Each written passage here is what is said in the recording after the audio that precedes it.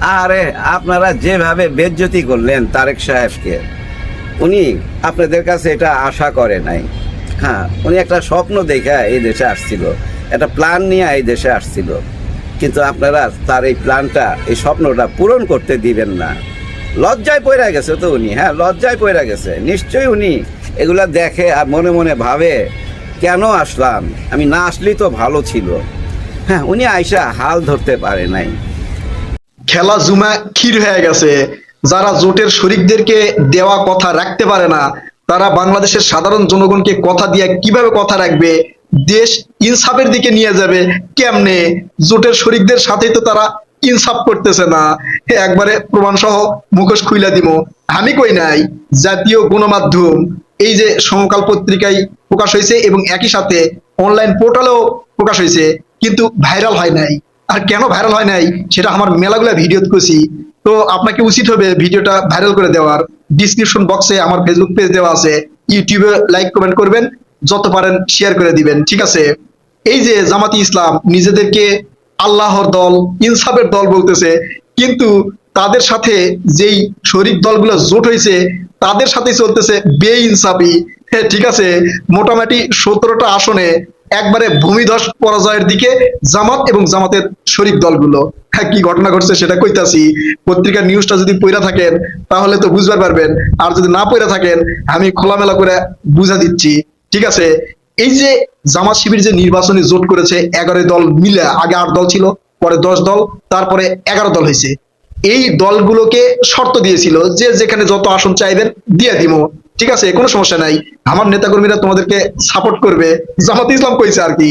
তো যখন জোট হয়ে গেছে তখন এক এক করে বাঁশ দিচ্ছে, বাঁশ, ঠিক আছে। তবে জোটের শরিক যারা আছে তারাও কিন্তু কম চালাক না, তারাও বাঁশ দিচ্ছে। একবারে চেল চেলায় বুঝে যাবেন, দেখেন কিভাবে বাঁশ দিচ্ছে। একটাই কথা, ইনসাফের রাজনীতি করবার যাইয়া জোটের সাথেই বেইনসাফি করতেছে, ঠিক আছে। পত্রিকায় প্রকাশ হয়েছে যেটা, সেটা কয়ে লই আগে, তারপরে জামাতের আরো কিছু মুখোশ খুলে দিতেছি। পত্রিকায় প্রকাশ হয়েছে জামাত যে জোট করেছে, এই জোট সারা বাংলাদেশে 299টা প্রার্থী দিছে আর কি, এমপি ক্যান্ডিডেট। তো 300-র মধ্যে 299 দেওয়ার কারণ হয়তো আপনারা অনেকেই জানেন। এই যে পীর সাহেব চরমনাই সৈয়দ মুফতি রেজাউল করিমের আসনে তারা তার সম্মানে একটা প্রার্থী দেয় নাই, জোট থেকে দেওয়া হয় না, তার সম্মানে দেওয়া হয় নাই। তার মানে সেখানে যদি বিএনপি জিতবার না পারে তাহলে এই পীর সাহেব চরমনাই তিনি হচ্ছে জয়ী হবেন, যদিও সম্ভাবনা নেই। আর বাকি যে 299টা আসন আছে, এই 299 আসনের মধ্যে 17টা আসনে দলে দলে শুরু হয়ে গেছে। হ্যাঁ, ঠিক আছে, তারা করছে যে আমি লড়বো, তারা করছে আমি লড়বো, কিন্তু তাদের যে প্রতিশ্রুতি ছিল জামাতি ইসলাম তাদেরকে ছেড়ে দিবে, সেখানে তাদের প্রার্থী থাকবে না, তাদের নেতাকর্মীরা শরিকের যেই প্রার্থী দেওয়া হবে তারে সাপোর্ট করবে, সেটা আর করতে পারছে না। জামাতি ইসলামের 7জন প্রার্থী শরিকদের ছাড়া দেওয়া আসনে প্রার্থিতা করতেছে এবং বেশ কিছু আসনে তারা এখন পর্যন্ত প্রচারণা চালাচ্ছে। 2টা আসনে জামাত এই যে ইসিরে চিঠি দিছে আর কি, নির্বাচন কমিশনরে, যে এই 2 আসনে যেন দাঁড়িপাল্লা প্রতীক না থাকে। তো ওখানকার জন্য কি আলাদা ব্যালট তৈরি করবে ইসি, করবে কিনা সেটা পরে দেখা যাবে, ঠিক আছে, আর করলে সেটা সঠিক নিয়ম হবে কিনা। যাই হোক, ওই প্রার্থীরা তো বলে নাই যে আমাদের এই ব্যালট দেন না, তো যদি বলে থাকে সেটা পরে দেখবে। এখন জামাত যেখানে এই 7টা প্রার্থীতা বাতিল করে নাই, সেখানে কি ঘটবে? ওখানে এনসিপি আছে, খেলাফত মজলিস আছে, তারপরে আরো যারা আছে তারা তো ওখানেই স্বতন্ত্র হিসেবে লড়তেছে। তাহলে এই 7 আসনে জামাত কেন বেইনসাফি করলো এই জোটদের সাথে? ঠিক আছে, তো এই 17 আসনের 7 আসন যদি চলে যায়, বাকি থাকে আরো 10 আসন। ওই 10 আসনে জামাতকে টিক্কা দেওয়ার জন্য শরিক দলেরাও প্রার্থীতা বাতিল করে নাই, যে তোরা আমার সাথে বেইনসাফি করবি, আমরাও তো বেইনসাফির জন্য প্রস্তুত, ঠিক আছে। জামাত একটা কৌশল অবলম্বন করছিল যে এই সকল রাজনৈতিক দলের মানে শীর্ষ নেতা, মানে যারা জোট করেছে সে সকল শীর্ষ নেতাদের যে মানে প্রার্থীতা কিন্তু সেখান থেকে বাতিল করছে, তাদেরকে সাপোর্টও দিচ্ছে। কিন্তু যারা একটু নর্মাল কোয়ালিটির, ভাইরাল হয় নাই, হ্যাঁ, তাদের জায়গায় বাঁশ দিচ্ছে। মানে যেখানে মানে ইনসাফ করা দরকার সেখানে দেখাচ্ছে আমরা ইনসাফ করেছি, আর অন্য যেখানে ইনসাফ করা দরকার সেখানে মুখে কুলুপ দিয়ে আছে, সেখানে কিন্তু কাজ করতেছে না। আমি এর আগে মেলা ভিডিও করেছিলাম, জামাতের সাথে যারা জোট করতেছে এরা হারে হারে টের পাবি জামাত আসলে এদের সাথে কি করবার যাচ্ছে। ভিডিওটা ভাইরাল করে দিয়েন, ঠিক আছে। এর আগে অনেকগুলো ভিডিও আপনারা দেখছেন, সেগুলোতে কিন্তু আমি বলছি যে জামাত একটা মুখোশ পরে আছে, সেই মুখোশ ফুটে উঠবে নির্বাচনের আগে। নির্বাচনের আর মাত্র 14 দিন বাকি আছে। এই 14 দিনে সেখানকার প্রার্থীতা বাতিল করবে কিভাবে, সমঝোতা করবে কিভাবে, আবার তাদেরকে তাদের নেতাকর্মীরা সাপোর্ট করবে কিভাবে। এটাকে নাটক দেখছেন না? আমার ভিডিও কইছি না যে এই প্রার্থীতা বাতিল নিয়ে তারা অনেকগুলা নাটক করছে, যে তাদের নেতাকর্মী নাকি তাদেরকে নির্বাচন কমিশন অফিসে যাবার দেয় নাই, এই জন্য প্রার্থীতা বাতিল করতে পারে নাই। তো এগুলো তো আমরা বুঝি, সাধারণ জনগণ বোঝে, ঠিক আছে। এখন এই যে জোট করছে ইনসাফের ভিত্তিতে, তো জোটের ভিতরে যখন বেইনসাফি শুরু হয়ে গেছে, হ্যাঁ, তখন সাধারণ জনগণ কি খবর লাগছে, ঠিক আছে। হ্যাঁ, এই সামনে বসে কমো যে সাধারণ জনগণ কি করছে। এখন জামাত যে নির্বাচনী প্রতিশ্রুতিগুলো দিচ্ছে, তার মধ্যে একটাই প্রতিশ্রুতি, আমরা ইনসাফের রাজনীতি করব, বাংলাদেশে ইনসাফ প্রতিষ্ঠা করব। ইনসাফ কি? সবাইকে সমান চোখে দেখা, তাই না? সবার সমান অধিকার হবি। তো এটা কি করা সম্ভব হবি? হ্যাঁ, করা সম্ভব হবি। এটা নিয়ে আমি আলাদা ইয়া করবো আর কি, এপিসোড করবো, সেটা আপনাদেরকে বুঝাই দিব আর কি। যদি সবাইকে সমান করবার চাই, তাহলে জামাতের এমপি প্রার্থী যেখানে থাকবে সেখানে তো জনগণ সবাই এমপি, তাই না? তো জনগণ যদি সবাই এমপি হয় তাহলে কি হবে সেটা তো বুঝতে পারছেন। তাহলে আল্লাহর যে নিয়ম সেটা কি হবে, যাক এটা নিয়ে অন্য বিষয়, ওটা নিয়ে আলাদা এপিসোড হবে। এখন জামাত নির্বাচনী প্রচারণায় যাইয়া কোনো ধরনের আর প্রতিশ্রুতি দিতে পারতেছে না। বিএনপি তারেক রহমান স্যার যেমন বলতেছে যে আমরা ফ্যামিলি কার্ড দিব, কৃষি কার্ড দিব, তারপরে হচ্ছে কৃষি ঋণ দিব সুদ মুক্ত 10,000 পর্যন্ত, ঠিক আছে না? এছাড়াও বৃক্ষরোপণ করব, খাল খনন করব, বিভিন্ন ধরনের প্রতিশ্রুতি দিচ্ছে। কিন্তু জামাতের পক্ষ থেকে কি প্রতিশ্রুতি দেওয়া হয়েছে এখন পর্যন্ত আপনারা জানেন? জানেন না, ক্লিয়ার না। জামাতের বেশ কিছু প্রতিশ্রুতি জয় বাংলা করে দিছি, যেমন আপনারা দাঁড়িপাল্লায় ভোট দিবেন, জান্নাতে যাবেন, জান্নাতের টিকিট হাতে ধরে দেওয়া লাগবে, ঠিক আছে। তো সেটা তো জয় বাংলা হয়ে গেছে। আবার বলছিল যে দাঁড়িপাল্লায় ভোট না দিলে শাহরিয়ার কবির, জামাতের যেই প্রার্থী আবার হচ্ছে নেতা, তিনি কইছিল দাঁড়িপাল্লায় ভোট না দিলে কবরে যে কিভাবে উত্তর দিবেন, কি উত্তর দিবেন আর কি, যে ইসলামিক দলের পক্ষে যদি ভোট না দেন, দেশে যদি দিন কায়েম না করেন, এই দিন কি আসলে দাঁড়িপাল্লার দিন কিনা সেটা জানি না, দিনের অনেকগুলো অর্থ আছে। তো সেটাও জয় বাংলা করে দিছি। আবার জামাতের আমির কইছিল যে আমরা যদি ক্ষমতায় যাবার পারি, তো সারা বাংলাদেশে এই যে কর্মজীবী যেগুলো নারীরা রয়েছে, এদের মানে 8 ঘন্টা কর্মঘন্টা কমিয়ে 5 ঘন্টা করা হবে, সেটাও জয় বাংলা করে দিছি, যেটা মানে কোনোভাবেই সম্ভব না। কারণ ওটা যদি করে তাহলে বাংলাদেশের ব্যবসা প্রতিষ্ঠান, শিল্প প্রতিষ্ঠান, কলকারখানার সবকিছু বন্ধ হয়ে যাবে। আর হচ্ছে ইয়ারা, ওই মালিকেরা পথে বসবি, বিদেশি বায়ারেরা যারা কাজ দেয় আর কি, হ্যাঁ, তারা তো আর কাজও দিবে না, কারণ সময় মতো দিবার পারবে না, সেটা জয় বাংলা করে দিছি। তো এখন জামাত ইসলামের আর কোনো প্রতিশ্রুতি নাই। এখন একটাই প্রতিশ্রুতি, জোটের মধ্যে যে ইনসাফ করার কথা ছিল সেটা এখন বেইনসাফি হয়ে যাচ্ছে। হ্যাঁ, বুঝতে পারছেন জামাত এখন কোন মান কাছিবার করছে? জনগণ বুঝতে পারছে যে ভাই আগে নিজেদের মধ্যে ইনসাফ করেন, তারপরে জনগণের কাছে আসেন, আমাদেরকে ইনসাফ শিখান। প্রিয় কলেজের ভাই বোনেরা, ভিডিওটা শেয়ার করে ছড়াই দিবেন, এগুলো ছড়াই দেওয়া দরকার, ঠিক আছে। যারা নিজেদের মধ্যে ইনসাফ করতে পারে না, জনগণের ভিতরে কিভাবে ইনসাফ করবে? নিজেদের দলের শরিকদের কথা দিয়ে কথা রাখতে পারছে না, সাধারণ জনগণকে কথা দিলে সেই কথা কিভাবে রাখবে? যাক, কথা হবে নতুন কোনো ভিডিওতে ইনশাল্লাহ। ততক্ষণ পর্যন্ত ভালো থাকবেন, লাইক কমেন্ট করে ভিডিওটা শেয়ার মানে ছড়াই দিবেন। আল্লাহ হাফেজ। ঢাকা 4 আসনে কিভাবে আপনারা পারলেন এটা একজন নারীর গায়ে হাত তুলতে? মাথাটা ফাটায় ফেলাইছে ভাই। 4টা সিলাই লাগছে, আসন 4টা সিলাই। আসন যদি উপরের দিকে যায় আমার মনে হয় সিলাই আরো বেশি লাগবে। হ্যাঁ, 20 আসনে গেলে 20টা সিলাই, এরকম অবস্থায় নিয়ে ঠেকায় দিবে। এর মধ্যে আপনারা জেনে গেছেন শেরপুরের ঘটনা, একজনের জীবন চলে গেছে, উনি শাহাদাত বরণ করছে জামাতে ইসলামের। এটা কি ঘটনা ঘটাইলেন আপনারা শুধু চেয়ার নিয়ে? হ্যাঁ ভাই, কে সামনে বসবে আর কে পিছনে বসবে? জামাতের ওনারা আগেই চলে গেছিল, ওইখানে একটা অনুষ্ঠান ছিল এই নির্বাচন কেন্দ্রিক, জামাতের ওনারা আগেই চলে গেছে। 2টার সময় মিটিং, 2টার আগেই গেছে। নেচারি যে আগে যাবে সে তো সামনে বসবে। 2টার কিছুক্ষণ পরে বিএনপির ওনারা আসছে, বিএনপির ওনারা আইসা ওই সামনে বসতে চাইছে। এটা নিয়ে ধাক্কাধাক্কি মারামারি একটা পর্যায়ে অনেকেই আহত হয়েছে, এখানে প্রশাসনের মানুষও আহত হয়েছে, শোনা যায় 50 জনের উপরে আহত, একজন তো শাহাদাত বরণ করছে। এই চেয়ারটা নিয়ে আপনাদের কি শিক্ষাটা দিয়েছিল তারেক রহমান সাহেব? আপনারা কি সে শিক্ষাটা নেন নাই আপনার নেতার কাছ থেকে? দেখেন নাই উনি নিজে দাঁড়ায় যায় চেয়ার আগায় দিতে? দেখেন নাই? একবার না 2বার দেখাইছে তো আপনাদেরকে, এই মঞ্চ থেকে 2বার আপনাদেরকে সে বার্তা দিছে যে চেয়ারটা কোনো ব্যাপার না, আপনারা একটু পিছিয়ে বসলে কি হইতো? একটা মানুষের জীবন নিয়ে চলে যাবেন, যে একজন মানুষের জীবন নিয়ে চলে যায় সে সারা পৃথিবীর মানুষেরই জীবন নিয়ে চলে যায়। হ্যাঁ ভাই, সে সারা পৃথিবীর মানুষকেই হত্যা করে। যে একজনকে হত্যা করতে পারে সে সারা পৃথিবীর মানুষকে হত্যা করতে পারে। এটা আমার কথা না ভাই, হাদিসের কথা। আপনারা কি করে এত নিষ্ঠুর হয়ে গেলেন?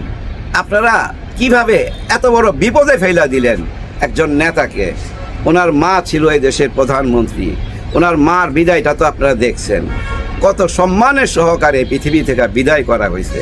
সেম ওনার বাবাকেও কিন্তু এই দেশের মানুষ ভালোবাসতো, ওনারও জানা যায় ভাই রেকর্ড পরিমাণ মানুষ হয়েছিল। কেন? এই ভালোবাসা থেকে। আর আপনি তার সন্তান, তাই না?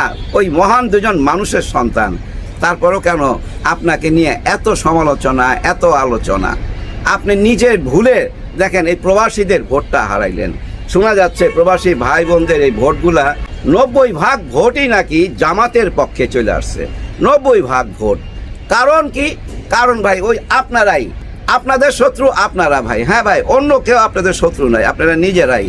যেমন পাপিয়া ম্যাডাম যেভাবে প্রবাসী ভাইদের নিয়ে কথাবার্তা বলছে, সেটা কিন্তু মানুষের গায়ে জ্বালা ধরছে, জ্বালা ধরছে। আবার ঠিক নির্বাচনের সময় যখন তফসিল ঘোষণা হয়ে গেল, বিদেশে পোস্টাল ওই ভোটের চিঠিপত্র চইলা গেল, ঠিক ওই টাইমে দেখেন আপনি পাশে বসাইলেন এমন একটা চ্যাংরাকে, যে চ্যাংরা প্রবাসী মা বোনদের ইজ্জত নিয়ে খেলছে, সে ইজারা দিয়ে দিছে। জামাতকে যারা ভোট দিবে তাদের কাছে মা বোনদেরকে নাকি ইজারা দেওয়া হবে। এরকম কথা বলা একটা ছেলেকে আপনি যখন প্রশংসা করেন, পাশে বসান, তখন কি আর আপনি প্রবাসী ভোট আশা করতে পারেন? না, পারেন না। আমি জানি না কোন চক্করে আপনাকে ফেলে দিছে। হ্যাঁ ভাই, আপনার আশেপাশে এমন একটা চক্কর আছে যে চক্কর আপনাকে কিছুই জানতে দিতেছে না। আর এই চক্করের নাম হলো কি জানেন? রাধা চক্কর। এই রাধা চক্করে আপনারা ফেলে দিছে আপনার আশেপাশের মানুষগুলা। এদের বলয় থেকে বেরিয়ে যান, এদের কথা শুনেন না। ওই যে মাহমুদুর রহমান স্যার বলছিল না, আপনি অনেক দিন বিদেশ ছিলেন, এই দেশের অনেক খবরই আপনি জানেন না। সেটা তো প্রমাণিত সত্য। আসলে আপনি অনেক কিছুই জানেন না এবং আপনাকে জানতেও দেওয়া হয় নাই। আপনার আশেপাশে যারা উপদেষ্টা আছে তারাও নিশ্চয়ই কিছুই জানে না, এই দেশ সম্বন্ধে কোনো জ্ঞানই নাই। এই দেশ সম্বন্ধে জ্ঞান থাকলে আপনি কি কুমিরায় বলতে পারতেন এখানে আমি ইপিজিট কইরা দিব? আপনি কি ওই নরসিংদীতে বলতে পারতেন এখানে কি ভূমিকম্প হয়েছে? এটা বলতে পারতেন না। তার মানে কি জানেন? ওই যে একটা বলয়ের মধ্যে আপনি আটকে গেছেন। এই বলয় থেকে আপনি বের হয়ে যান, এই বলয় থেকে বের হয়ে যান, মানুষের কাছাকাছি চলে যান। একটা কাচের দেওয়াল সামনে রাইখা দিছে তো আপনার। ওই যে আপনি বাসের মধ্যে যে থাকেন, সামনে দাঁড়ায় যে হাত নাড়েন, মাঝখানে একটা কাচ থাকে না, আর বাইরে হলো জনগণ। এই কাজটা জনগণ আর আপনার মাঝখানে একটা কাচের দেওয়াল দেওয়া আছে, সে দেওয়ালটা ভাঙতে হবে, যেভাবে জামাত ইসলামের ডাক্তার শফিকুর রহমান স্যার ভেঙে ফেলছে। দেখেন ভাই ব্রাদার, গোপালগঞ্জে 2 দিন আগে কিন্তু জামাতের মহা একটা সমাবেশ হয়েছে। এটা নিয়ে কিন্তু টক শোতে তেমন আলোচনা হয় নাই। আলোচনা হয়েছিল কোনটা নিয়ে? 5ই আগস্টের পরে হাসনাত আবদুল্লাহরা যখন গোপালগঞ্জে গেছিল এবং তাদের উপরে আক্রমণ হয়েছিল, তারা যখন আর্মির গাড়িতে কইরা পালায় আসছিল, সেটা নিয়ে আলোচনা হয়েছে, সেটা নিয়ে হাসি ঠাট্টা হয়েছে এই টক শোর মধ্যে। কারণ ওরা জীবন নিয়ে পালায় আসছে। এরা নাকি আবার বীর। ওইখানে গেছিল কেন? কি কারণে গোপালগঞ্জে যাবে? এত সাহস ভালো না। ঠিকই হয়েছে, যা হয়েছে একদম বেজ্জতি হইয়া ওইখান থেকে আসতে হয়েছে। কিন্তু দেখেন, সে বেজ্জতির কথা কিন্তু বড় ভাইরা ভুলে নাই। ছোট ভাইয়ের বেজ্জতির কথা বড় ভাইরা ভুলে নাই, জামাতে ইসলাম ভুলে নাই। জামাতে ইসলাম ঠিকই যায়া ওই গোপালগঞ্জে শেখ হাসিনার উঠানে দাঁড়ায়া নারে তাকবীর আল্লাহু আকবার বইলা আসছে। নারে তাকবীর আল্লাহু আকবার ওই শেখ হাসিনার উঠানে দাঁড়ায় বলছে। যে উঠানে দাঁড়ায় সে বলতো এরা জঙ্গি জঙ্গি। কেউ আল্লাহর নাম নিলে, কারো দাড়ি টুপি দেখলেই বলতো জঙ্গি জঙ্গি। ওই গোপালগঞ্জের উঠানে দাঁড়ায় এসব বাণী দিছে না? দিছে তো ভাই। আবার এরকমও শোনা গেছে না যে গোপালগঞ্জের পাতা নড়ে না শেখ হাসিনার কথা ছাড়া। এমন একটা মিথ ছিল না? সে মিথ ভাঙ্গা চুইরা চুরমার কইরা দিল তো গত পরশু দিন। ওইখানে যে কি বলছে দেখেন, ডাক্তার শফিকুর রহমানের কথা এত ব্যালেন্স, এত সুন্দর, যার জন্য ওনার প্রেমে পড়ছি। বলছি না আমি আপনাদেরকে আগেও যে ডাক্তার শফিকুর রহমান স্যারের মতো একজন নেতা দরকার এই দেশে। দেখেন কি সুন্দর বক্তব্য দিছে, কোথায় কোন কথা বলতে হবে উনি জানে। উনি কি বলছে? আমি এখানে কোনো প্রতিশোধ নিতে আসি নাই, প্রতিশোধের কোনো কথা বলতে আসি নাই। আমি এখানে আসছি ইনসাফ কায়েম করার জন্য। ইনসাফ কায়েম করতে হবে। এই গোপালগঞ্জ বাংলাদেশের বাইরে না, গোপালগঞ্জের জনগণ বাংলাদেশের জনগণের বাইরে না। আপনারা আমার মা বোন ভাই ব্রাদার, আপনাদের নিয়ে আমরা একটা নতুন বাংলাদেশ গড়তে চাই। আপনারা পাশে থাকলে আমরা একটা সুন্দর বাংলাদেশ গড়তে পারবো। কি সুন্দর কথা, সবাই সেখানে ভাই গোপালগঞ্জবাসী তো সেখানে ছিল, তারা হাততালি দিছে, নারে তাকবীর আল্লাহু আকবার স্লোগান দিছে এবং জামাতের পিছনে পিছনে হাঁটছে। জামাতের আমির সাহেব কিন্তু বক্তব্য রাইখাই গাড়িতে উইটা চলে আসে নাই, ওইখানে বাজারে হাটে ঘাটে সবাই দোকানে দোকানে গেছে, হাত মিলাইছে। কোন জায়গায়? গোপালগঞ্জে। তার মানে গোপালগঞ্জবাসী জামাত ইসলামকে মাইনা নিল। হ্যাঁ, মাইনা নিল। ভাই ব্রাদার, মানুষ একটা নিরাপদ আশ্রয় চায়। হ্যাঁ ভাই, মানুষ একটা নিরাপদ আশ্রয় চায়। এই যে আমার পাশে একটা গাছ আছে না, এই গাছের মধ্যে সন্ধ্যার পরে না প্রচুর টিয়া পাখি আসে। এখন আসে না, মাঝখানে একটা ঘটনা হয়েছে, এই বাসারই যে কোনো একজন ওই টিয়া পাখি ধরার চেষ্টা করছিল ভাই, একটা খাঁচা টাচা বানায়া জাল দিয়া ওই টিয়া পাখি ধরার চেষ্টা করছে। ওই রাতের বেলা যে টিয়া পাখিগুলো উইরা গেছে না, আজ পর্যন্ত আর ফেরত আসে নাই, কারণ তারা যাই না গেছে এখানে বিপদ, এখানে আজরাইল আছে, তারা এখানে বাঁচতে পারবে না। ঠিক তেমনি মানুষ যদি বুঝা ফেলা ভাই এটা বিপদ, এখানে আশ্রয় নেওয়া যাবে না, এখানে আশ্রয় নিলে জীবন শেষ, তখন মানুষ কি করবে ভাই? খুঁজা বেড়াবে। যে জামাতে ইসলামের কথা কেউ শুনতে পারতো না, যে দাড়িপাল্লার নাম কারো মুখে ছিল না, আজকে সে দাড়িপাল্লার নাম গোপালগঞ্জবাসীর মুখে। গোপালগঞ্জবাসী বলতেছে জামাতে ইসলামের পক্ষে আসি, কারণ ওই যে একটা নিরাপদ আশ্রয় চায়। ওনারা বুঝা ফেলাইছে যে জামাতে ইসলামই হচ্ছে একমাত্র নিরাপদ আশ্রয়। হ্যাঁ ভাই, আপনারা দেখেন 12 তারিখের পরে জামাতে ইসলাম ক্ষমতা আসার পর অনেকেই মনে করতেছে আওয়ামী লীগের উপরে হামলা হইতে পারে, আবার ওই বিএনপি যারা এখন এই যে জীবন নিতেছে ভাই, হ্যাঁ ভাই জীবন নিয়ে চলে যাইতেছে। এই তফসিল ঘোষণার পর থেকে এই পর্যন্ত না হইলে 10-12 জনের জীবন চলে গেছে। কারণ কি কারণ? যারাই জীবন নিছে তারা কিন্তু তখন দেখবেন পালাইতে থাকবে, পালায়া বেড়াবে। কিন্তু আমি মনে করি আইনের হাত থেকে আপনারা পালাইতে পারবেন না। জামাত আপনাদের গায়ে হাত দিবে না, জামাত ওই দল না আপনাদের গায়ে হাত দিবে। জামাত টোটালটা ভাই একটা অন্যরকম দল। ধরে নিতে পারেন জামাত একটা মিলিটারি দল, মিলিটারির মধ্যে যেমন আইন শৃঙ্খলা নিয়ম কানুন মাইনা চলতে হয়, জামাতে ইসলামও তেমনি আইন কানুন নিয়ম কানুন মাইনা চলতে হয় ভাই। এখানে ভুল করলে কোনো ক্ষমা নাই। মিলিটারিতে ভুল করলে আপনি থাকতে পারবেন না, বাইর করে দিবে, কোর্ট মার্শাল হবে। ঠিক তেমনি ভাই এখানেও বিচার হয়, এখানে কোনো অপরাধ মাইনা নেয় না। এমন একটা সুশৃঙ্খল দলের কাছে মানুষ তো আশ্রয় নিবেই। আপনারা যত ভুল করবেন ততই এখানে এসে আশ্রয় নিবে। দেখেন না অনেকে এর মধ্যে দল ছাইরা জামাতে আইসা যোগ দিছে, শত এরকম তো আমরা দেখতেছি। গতকালকে আমি দেখছি 300 জন একসাথে চলে আসছে এবং দুধ দিয়া গোসল করতে দেখছি আমি একজনকে। হ্যাঁ ভাই, উনি বিএনপি করতো, উনি দুধ দিয়া গোসল কইরা ডক্টর শফিকুর রহমান মাসুদকে বুকে জড়ায় ধরছে, দুধ দিয়া গোসল কইরা বুকে জড়ায় ধইরা 300 ওনার কর্মী নিয়া জামাতে ইসলামে যোগ দিছে। চিন্তা করেন কেন দুধ দিয়া গোসল করলো? অতিষ্ঠ হয়ে গেছে। হ্যাঁ ভাই, অতিষ্ঠ হয়ে গেছে। অন্যায় অনিয়ম সবাই মাইনা নিতে পারে না, যার বিবেক আছে সে মাইনা নিতে পারে না। আমি তো মনে করি তারেক রহমান সাহেব নিশ্চয়ই আপনারও বিবেক আছে, আপনার বিবেকও এগুলো বাঁধতেছে, নিশ্চয়ই আপনি বিবেকের কাছে পরাজিত হয়ে যাচ্ছেন ডে বাই ডে। আপনি নিজে খেয়াল করে দেখেন, আপনার দলই কিন্তু আপনাকে বেজ্জতি করতেছে, ছোট করতেছে। আপনার দলের লোকজনের কারণেই আপনার মাথা হেট হয়ে যাচ্ছে, নিশ্চয়ই হেট হয়ে যাচ্ছে।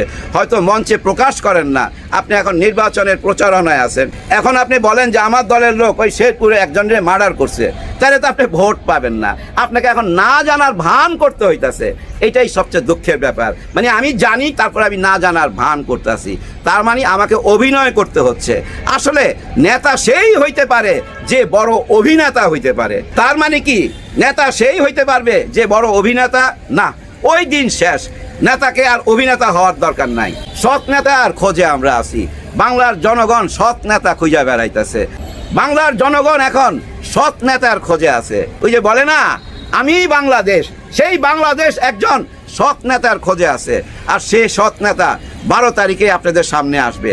12 তারিখে নির্বাচনের পর হয়তো 2-3 দিন লাগবে, 2-3 দিন পরেই আপনাদের সামনে আইসা হাজির হবে এবং আমাদের সামনে, এই জাতির সামনে উনি প্রথম যে বক্তব্যটা দিবে, সেই বক্তব্যের মধ্যে কি থাকতে পারে তার একটা ইঙ্গিত দিয়া ভিডিওটা শেষ করব। আমি অ্যাডভান্স বইলা রাখতেছি, অ্যাডভান্স আগাম বইলা দিতেছি, উনার প্রথম ভাষণের মধ্যে থাকবে আওয়ামী লীগের যারা অন্যায় করছেন, অপরাধ করছেন, আপনাদের বিচার বাংলাদেশের যে আইন কানুন আছে সে আইনের মধ্যেই হবে। বাকিটা কি? বাকিটা হইল ক্ষমা ঘোষণা, একদম সাধারণ ক্ষমা ঘোষণা। ছাত্রলীগ বলেন, যুবলীগ বলেন, শ্রমিক লীগ বলেন, যে কোনো লীগ থাকুক না কেন, যারা অন্যায় করে নাই, যারা আইনের চোখে অপরাধী না, তাদের জন্য কোনো ভয় থাকবে না। একেবারে টোটাল একটা ক্ষমা ঘোষণা করবে, পুরো দেশটাকে না একটা প্ল্যাটফর্মে আনতে হবে। আর ওই ক্ষমা ঘোষণার মধ্যে দিয়েই জামাতে ইসলামের যাত্রা শুরু হবে। হ্যাঁ ভাই, যাত্রা শুরু হবে। এর মানে কিন্তু আমি এইটা বুঝাইতেছি না যে আওয়ামী লীগকে দিল্লি থেকে নিয়ে আসবে, না, ওরকম কিছু না। আওয়ামী লীগ দিল্লি থেকে আসবে কি আসবে না, এটা জনগণ সিদ্ধান্ত নিবে। এবং বাংলাদেশে আওয়ামী লীগ নির্বাচন করতে পারবে কিনা, রাজনীতি করতে পারবে কিনা, এটাও ভাই জনগণ সিদ্ধান্ত নিবে। কিন্তু আমি আগাম বইলা গেলাম, জামাতে ইসলাম সাধারণ ক্ষমা ঘোষণা করবে। সাধারণ ক্ষমা ঘোষণা না করলে এই দেশের মানুষের মধ্যে ভাই বিভাজন থাইকা যাবে, একে অপরকে শত্রু মনে করবে। আমরা একে অপরের ভাই, আপনি আমার ভাই, আমি আপনার ভাই, আপনি আমার বোন, আপনি আমার মা। আমরা সবাই এই দৃষ্টিতে দেখতে হবে। এই যে নারীদের উপরে যারা হাত তুলতেছেন, নারীদেরকে যারা অপমান করতেছেন, ছোট করতেছেন, তারা টের পাবেন 12 তারিখে, তারা টের পাবেন। নারীদের শক্তি জানেন না, এই দেশের নারী ভোট সংখ্যা কত জানেন না, অর্ধেকের উপরে হবে নারী ভোট সংখ্যা। দেখবেন ওনারা এই মাসের শেষে রাস্তায় নামতেছে।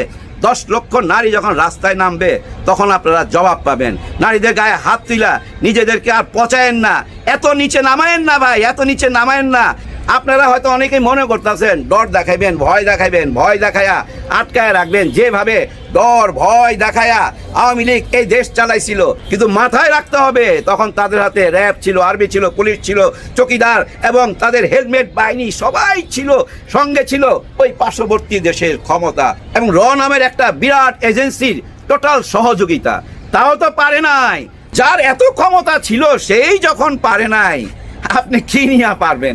একটু হিসাব মিলায় দেখেন। ওই যে গোপালগঞ্জের দিকে তাকাইলে বুঝেন না, গোপালগঞ্জের বাসীর কি ত্যাগ ছিল যখন হাসনাত আবদুল্লাহরা গেছিল, পারলে মাইরাই ফেলায় ওইখানে। কিন্তু দেখেন ডাক্তার শফিকুর রহমান স্যার যাওয়ার পর সবাই চুপ কেন? কারণ গোপালগঞ্জবাসী বুঝা ফেলাইছে, হায় আমাদের পিছনে তো এখন পুলিশ নাই, পুলিশের সহযোগিতা পাবো না, র্যাবের সহযোগিতা পাবো না, আর্মির সহযোগিতা পাবো না, যার জন্য না চুপ হয়ে গেছে। ঠিক তেমনি আপনারাও চুপ হয়ে যাবেন ভাই 12 তারিখের পরে। আমি মনে করি এখনো সময় আছে ভাই, এখনো সময় আছে। নিজেদের ভুলগুলা না ওই মঞ্চে দাঁড়ায় প্রকাশ কইরা দেন।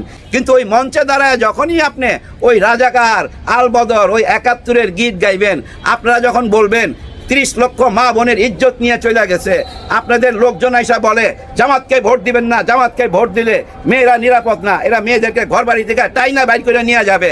আপনারা যখন বলেন জামাতের কেউ ভোট চাইতে আসলে, আপনারা যখন বলেন জামাতের কেউ নারী ভোটার আসলে ভোট চাইতে তার ছায়া টান দিয়া খুইলা ফেলাইতে, কত বড় কথা!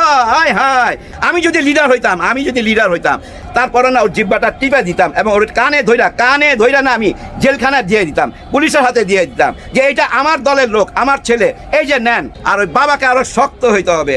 আপনার ছেলে রাস্তায় মার খায়া জীবন দিবে, আপনার মেয়ে রাস্তায় মার খায়া মাথা ফাটবে, তাকে সিলাই দিতে হবে। আর আপনারা বাবা হয়ে চুপ থাকবেন, আপনারা খালি বলবেন যে ঠিক আছে একটা জিডি কইরা দেই, আর ওই যে অভিযোগ করলেই কি শেষ হবে? না, আপনার সন্তানকে বাঁচাইতে হইলে, আমি জামাতে ইসলামকে বলতেছি, আপনাদের সন্তানকে যদি বাঁচাইতে চান তাহলে প্রতিরোধ গইরা তুলুন। ইয়েস, প্রতিরোধ গইরা তুলুন। ওই অভিযোগ করবেন, জিডি করবেন, এরা থামবে না, এরা আরো জুলুম করবে। আর যদি আপনারা প্রতিরোধ গইরা তোলেন তাহলে ওরা কিচ্ছু করতে পারবে না।